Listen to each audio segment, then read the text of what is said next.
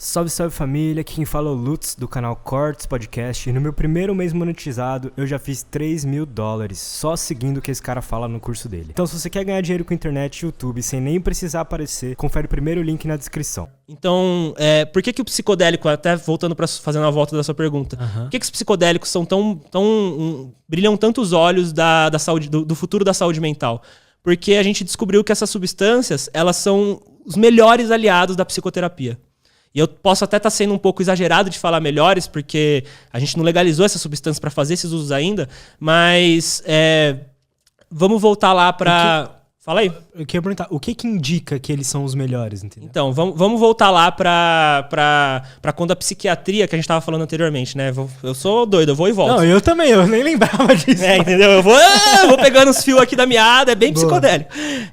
Quando eu tava falando lá sobre a psiquiatria no começo do século passado, ela ser mentalizada e ela começar a ser remedializada, a gente começou a criar a noção dos antidepressivos e de tratar esses transtornos mentais pelo seu desequilíbrio... Puta, eu sempre tô esquecendo essa palavra. Desequilíbrio químico, exato. E, cara, isso foi muito foda, porque foi uma virada assim, de chave muito 180, assim. Então, a gente só falava de material de mente, assim, né? Aquele material biográfico, e de repente a gente só falava de remédios. A depressão passou a ser um transtorno completamente... Não, é só um desequilíbrio químico, tá ligado? Você só precisa consertar isso. Ah, sua vida tá uma merda, sua mulher morreu e seu pai foi atropelado. Não, é só toma isso aqui. Sobe a serotonina aí que tá de boa. E não é assim, tipo assim, eu acho que os psicodélicos, eles chegam num lugar também que eles vão no meio termo entre o remedializado e a psicoterapia pura. Então, os psicodélicos, eles têm uma característica que, assim, as sessões de psicoterapia psicodélica, diferente dos antidepressivos tradicionais, o antidepressivo você toma, tem gente que toma a vida inteira, né? Compra uma cartela de antidepressivo por mês, porra. Os remédios antipsicóticos são os remédios mais vendidos nos Estados Unidos. A indústria farmacêutica ama tratar a saúde mental. Ela não gosta muito de curar os transtornos mentais, mas ela adora tratar a saúde mental, porque é muito lucrativo. Então, assim, a gente tem substâncias hoje para os tratamentos de depressão, de ansiedade, as substâncias que são o convencional, né, o que a gente usa na medicina normal, elas não têm uma taxa de efetividade muito alta. Na verdade, se a gente for olhar mesmo assim, a taxa de efetividade de um antidepressivo clássico, né? Sei lá, o cloridato de sertralina. Muita gente toma sertralina. Tem vários nomes comerciais, mas quem toma sabe o que é. Ele tem uma taxa de curar a depressão muito parecida com o placebo. O placebo, né? Acho que muita gente sabe, né? Mas pra quem não sabe, é quando você faz você não toma droga, você toma um comprimido que não tem nada, assim. Ele simplesmente, né, não tem nada. Então a gente viu que, na verdade, os antidepressivos, eles têm uma taxa de eficácia parecida com o placebo. Eles não sabe? Então, porra, entre nada e antidepressivo... E assim, muito importante eu falar que eles curam sim muita gente. Eles podem ser muito úteis para muitas pessoas. Eles não são medicamentos que a gente também deve demonizar. Não, eles só não são o melhor tratamento. Simplesmente assim. Não é só o antidepressivo. Não é só o antidepressivo, cara. Hoje a gente sabe disso. Hoje a gente entende que é muito mais multifatorial, que não é só um desequilíbrio químico. Só que o que aconteceu, cara, foi... E aí a gente vai entrar aqui, eu vou entrar na conspiração. Não é nada conspiratório, mas é o que acontece, assim. O que aconteceu é que... a galera começou a ver, a indústria farmacêutica começou a incentivar os psiquiatras a receitarem essas medicações.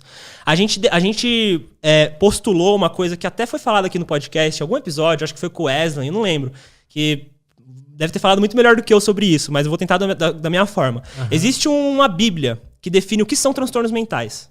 Essa bíblia chama, se eu não me engano, DSM, que é um manual de diagnóstico de transtornos mentais. A gente consegue falar o que é um transtorno de ansiedade, o espectro do transtorno depressivo, através dessa Bíblia. A gente pega as definições nessa Bíblia.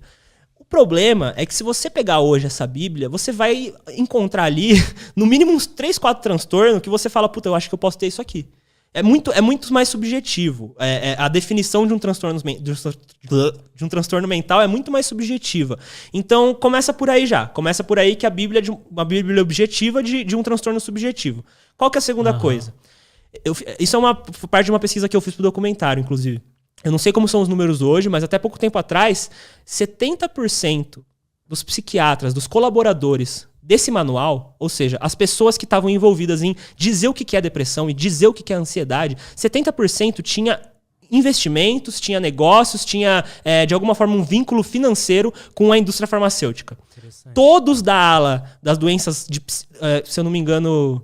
Puta, talvez eu erre agora na definição, mas eu acho que, se eu não me engano, todos da ala das patologias ou das doenças psicóticas, alguma coisa assim, todos os colaboradores tinham vínculo financeiro com indústrias farmacêuticas de saúde mental. Então a gente está falando que as pessoas que estão dizendo pra gente o que são esses transtornos são as mesmas pessoas que estão vendendo os remédios para curar esses transtornos. Sim. Então, tipo assim, isso já é uma problemática, isso já é uma coisa que a gente já tem que olhar. A outra coisa que a gente tem que olhar também é que, bom, se você...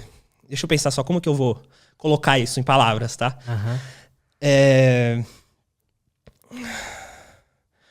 Cara, se você pegar o que os antidepressivos fazem com a depressão, né? Eles basicamente tratam sintomas. Eles tratam sintomas depressivos. Por isso que o antidepressivo ele tem um uso contínuo da medicação. Você passa muito tempo usando ele. Tem pessoas que em 1 ano largam. E ótimo, ela consegue seguir a vida dela, o antidepressivo ajuda ela só precisava dar uma... Mas assim, a pessoa que tem depressão severa, ela vai tomar diversos medicamentos durante anos. E isso, no ponto de vista do negócio, é muito lucrativo. É ótimo que você tenha um medicamento que ele vai estar lá. Ad eterno é uma renda passiva para a indústria farmacêutica. Total. Ele vai estar lá de eterno e tá tudo bem. Só que o que aconteceu naquela época que se descobriu essa coisa, que começou a ficar famoso esses medicamentos, é que a gente tinha muitos... vamos ver se eu vou conseguir explicar isso. A gente tinha muitos medicamentos que... De alguma forma, as doenças foram postuladas, elas foram descritas depois dos medicamentos.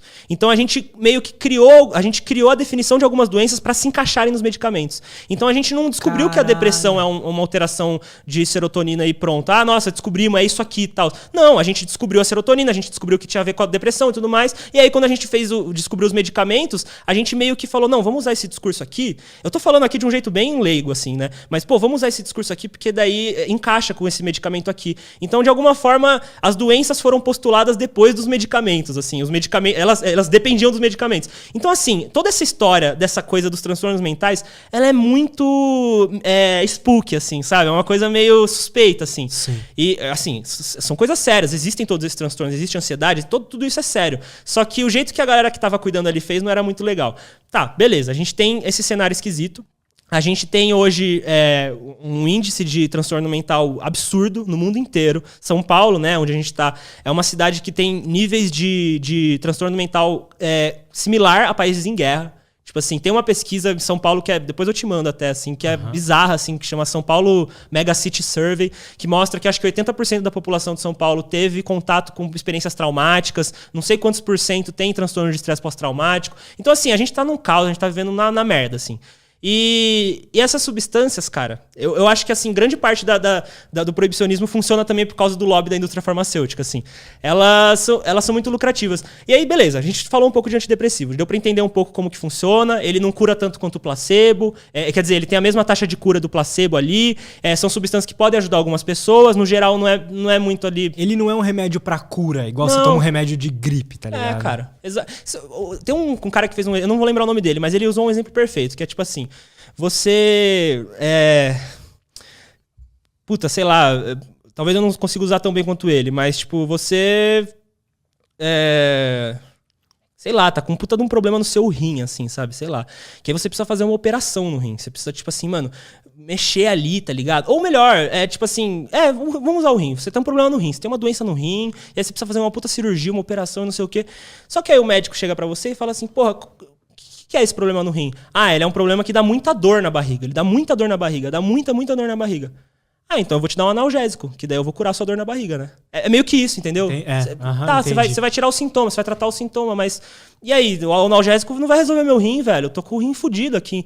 E, cara, é muito bom tratar os sintomas. É muito bom você estar às vezes você tá na depressão. Às vezes você precisa tratar só os... não é tratar só os sintomas, às vezes...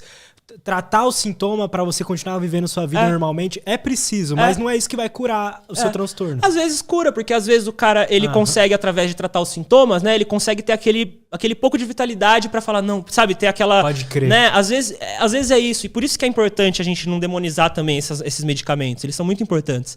Eu sou, disclaimer até, eu sou total a favor, mas eu acho que tem que rolar também a psicoterapia também, tá Exato. ligado? Não é só mexer na química do cérebro ali que não vai adiantar. Você não pode, eu costumo falar, você não pode ir direto no psiquiatra, tá ligado? Passe no psicólogo antes, assim, Total, tipo. é. Mas eu acho que, assim, tem esse lance, né, dos medicamentos.